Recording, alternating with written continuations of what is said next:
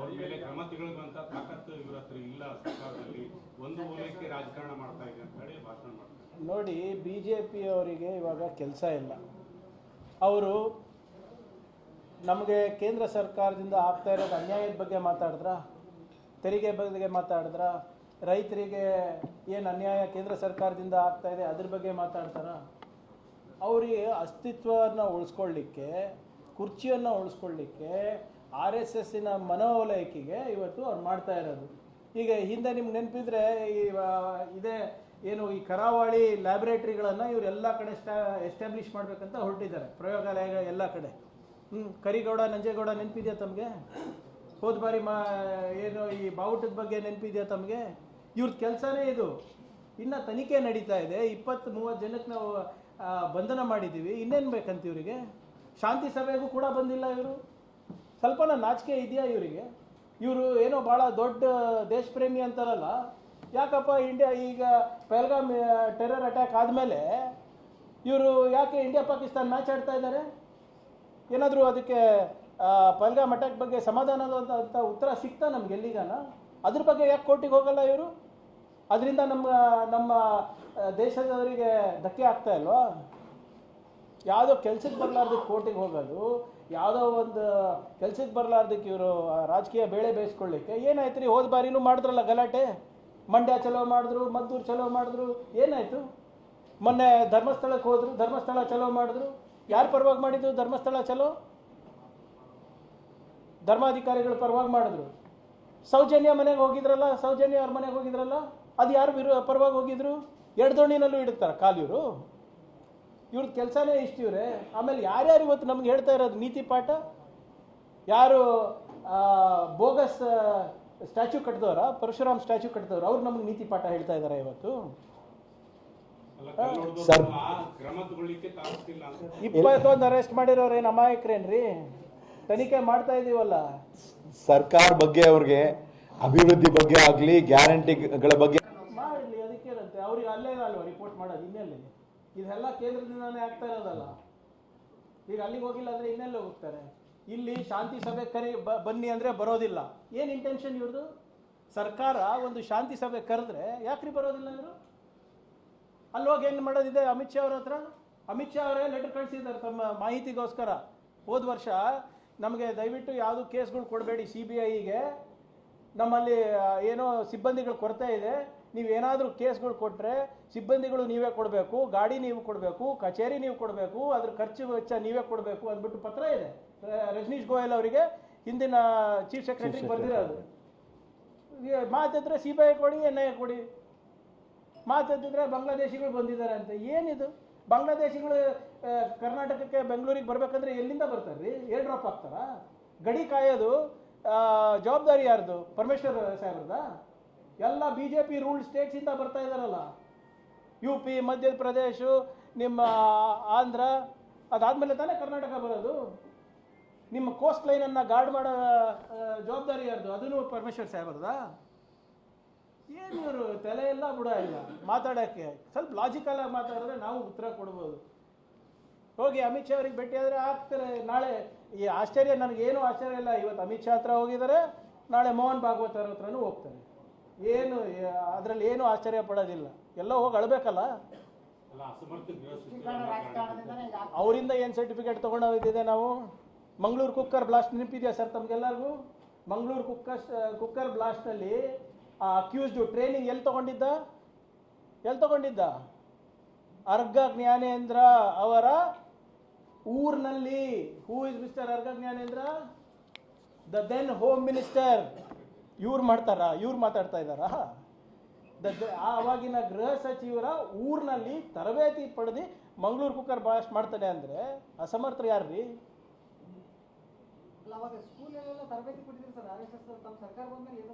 ಯಾವ ಸ್ಕೂಲಲ್ಲಿ?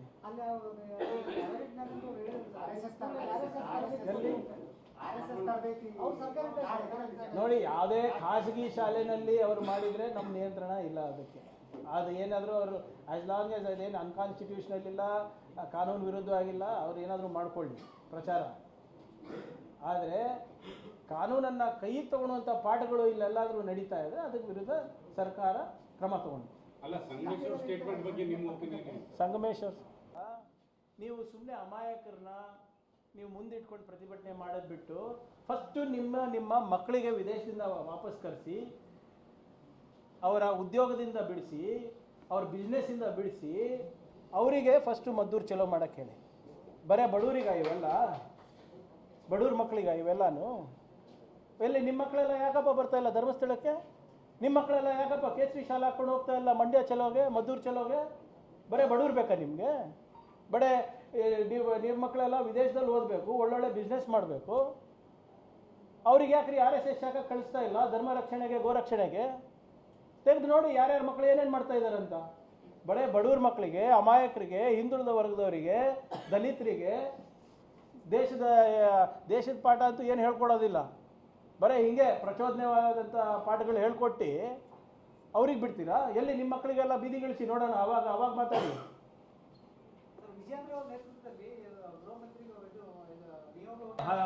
18 ಇಲಾಖೆ ಪೈಕಿ ನಾವೇನು ನಮ್ಮ ಸಬ್ ಕಮಿಟಿ ಮುಖಾಂತರ ನಾವು ವಿವರಣೆ ಕೇಳಿದ್ದೀವಿ. 12 ಬಂದಿದೆ. ಬಹುಶಃ ಸೆಪ್ಟೆಂಬರ್ ಕೊನೆ ವಾರದಲ್ಲಿ ಆ ಎಲ್ಲ 18 ಇಲಾಖೆಗಳಿಗೆ ಕರೆಸಿ ನಾವು ಸಬ್ ಕಮಿಟಿ ಮೀಟಿಂಗ್ ನಾವು ಮಾಡ್ತಾ ಇದ್ದೀವಿ.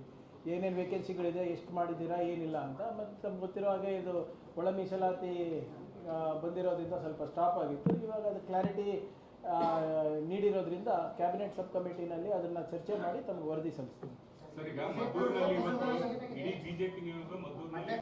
ಇಲ್ಲ, ಅದು ನಾನು ಹೇಳ್ದಂಗೆ ತಾಂತ್ರಿಕವಾಗಿ ಅದು ಒಂದೇ ಸೀಮಿತ ಇಡಬೇಕು. ಅದು ಈಗ ಅವ್ರನ್ನ ಜೊತೆ ನಾನು ಚರ್ಚೆ ಮಾಡಿದ್ದೀನಿ. ಬೇಸ್ಡ್ ಆನ್ ಡೆಸಿಗ್ನೇಷನ್ ಇರ್ತದೆ, ಅದನ್ನು ಕೂಡ ಪರಿಷ್ಕರಣೆ ಮಾಡ್ಬೋದು. I will check on that. ಅದ್ರ ಜೊತೆ ಮೀಟಿಂಗ್ ಮಾಡಬೇಕಿದೆ ಪೌರ ಕಾರ್ಮಿಕರದು ನಾನು ಹೇಳ್ತೀನಿ. ನಿಮ್ಗೆ ಬರಲ್ಲ ಅದು. ಇಲ್ಲ, ಈಗ ನೋಡಿ, ಲಾಗಿನ್ನು ನನ್ನ ಕೈಲಿರುತ್ತೆ, ಹೌದಾ? ನಾನು ಲಾಗಿನ್ನನ್ನು ರೆಪ್ಲಿಕೇಟ್ ಮಾಡಿಬಿಟ್ಟು ನಾವು ಕೊಟ್ಬಿಟ್ರೆ ಅದು ಯಾರ ಗಮನಕ್ಕೂ ಬರೋದಿಲ್ಲ. ನೀವು ಹೇಳ್ದಂಗೆ ಒಂದೇ ನಂಬರಿಗೆ ಎಲ್ಲನೂ ಮಾಡ್ಕೊಂಡು ಮಾಡ್ತೀವಿ. ಹಿಂದೆನೂ ಆದಾಗ ನಾವು ಕಾನೂನಾತ್ಮಕ ಕ್ರಮ ತೊಗೊಂಡಿದ್ವಿ. ಬಟ್ ಇದನ್ನು ಈ ಗವರ್ನೆನ್ಸ್ ಗಮನಕ್ಕೆ ತೊಗೊಂಡು ಬಂದಿದ್ದೀವಿ. ಮೊನ್ನೆ ನಮ್ಮ ಈ ಸ್ವತ್ತು ರಿಫಾರ್ಮ್ಸ್ ಬಗ್ಗೆ ಮಾತನಾಡಬೇಕಾದ್ರೆ ಇದನ್ನು ಪ್ರಸ್ತಾಪ ಮಾಡಿದ್ದೀನಿ. ಈ ಗವರ್ನೆನ್ಸಿಗೆ ಹಿಂಗೆ ಆಗ್ತಾ ಇರೋದು. ಸೊ ಹಲವಾರು ಕಡೆ ಎಲ್ಲೆಲ್ಲಿ ಆಗ್ತಾ ಇದೆ ನೋಡ್ಕೊಂಡು ಅವರು ಒಂದು ವೈಜ್ಞಾನಿಕವಾದಂಥ ಒಂದು ಸೊಲ್ಯೂಷನ್ ಕೊಡ್ತೀನಿ ಅಂತ ಹೇಳಿದ್ದಾರೆ.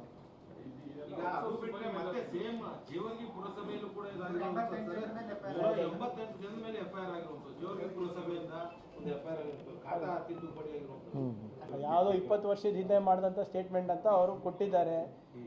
ನನ್ನ ಈಗ BJPಯವರು ಸಂಗಮೇಶ್ ಅವರ ಸ್ಟೇಟ್ಮೆಂಟ್ ಕೇಳೋದು ಬಿಟ್ಟು ದೇವೇಗೌಡರು ಕೂಡ ಇದೇ ಸ್ಟೇಟ್ಮೆಂಟ್ ಮಾಡಿದ್ರಲ್ಲ, ಅದರ ಅಭಿಪ್ರಾಯ ಏನಂತೆ? ಕುಮಾರಸ್ವಾಮಿ ಅವರು JDS ಮುಖ್ಯಮಂತ್ರಿಗಳಿದ್ದಾಗ RSS ಬಗ್ಗೆ ಸ್ಟೇಟ್ಮೆಂಟ್ ಮಾಡಿದ್ರು, ನೆನಪಿದೆಯಾ ತಮಗೆ? ಭಾಷಣ ಹೊಡೆದಿದ್ರು. ಅದ್ರ ಬಗ್ಗೆ ಏನಂತಾರೆ? ಅದು ಫಸ್ಟು ಅವರು ಅಣ್ಣ ತಮ್ಮಂದ್ರದ್ದು ಫಸ್ಟ್ ಕೇಳ್ಕೊಳ್ಳಿ, ಆಮೇಲೆ ನಮ್ಮ ಹತ್ರ ಬರಲಿ. ಯಾವುದು ಅದನ್ನು ಕೂಡ ಸಂವಿಧಾನಿಕ ಅಲವ್ ಇದೆ ಮಾಡಬೇಕಂದ್ರೆ. Is free to do so. ನಾನು ಯಾವ ಧರ್ಮವನ್ನು ಪಾಲನೆ ಮಾಡಬೇಕು ಅಂದ್ಬಿಟ್ಟು ಅದು ನನಗೆ ಬಿಟ್ಟಂಥ ವಿಚಾರ ರೀ. If I want to remain an atheist, it is there in the constitution. Who is BJP to tell me what to do? ಇವ್ರುಗಳು, ನೀವು ಕನ್ವರ್ಷನ್ ಬಗ್ಗೆ ಹೇಳ್ತಾ ಇದ್ರಲ್ಲ, ಚೀನಾ ರಾಮು ಅಂತ ಒಬ್ರು ಇದ್ದಾರೆ, ಗೊತ್ತಾ BJPನಲ್ಲಿ? ಗೊತ್ತಾ ಸರ್? ಅವರು ಕನ್ವರ್ಷನ್ ಬಗ್ಗೆ ಒಂದು ಭಾಳ ಚೆನ್ನಾಗಿ ಹೇಳಿದರು. ತಮ್ಗೆ ನೆನಪೋಗಿದೆ ಅನಿಸುತ್ತೆ. ಅದು ಸ್ವಲ್ಪ ಗೂಗಲ್ ಮಾಡಿ ನೋಡ್ಕೊಳ್ಳಿ. ಚೀನಾ ರಾಮು ಅವರು ಯಾರ ಬಗ್ಗೆ ಇವರು ದಲಿತ ಮುಖಂಡರಾಗಕ್ಕೆ ಯೋಗ್ಯರಲ್ಲ, ಇವರು ಕನ್ವರ್ಟ್ ಆಗಿದ್ದಾರೆ ಅಂತ ಹೇಳಿದ್ದನ್ನು ತಾವು ನೋಡ್ಬಿಡಿ. ಆಮೇಲೆ ಡಿಸ್ಕಸ್ ಮಾಡೋಣ ಪಾರ್ಟ್ 2.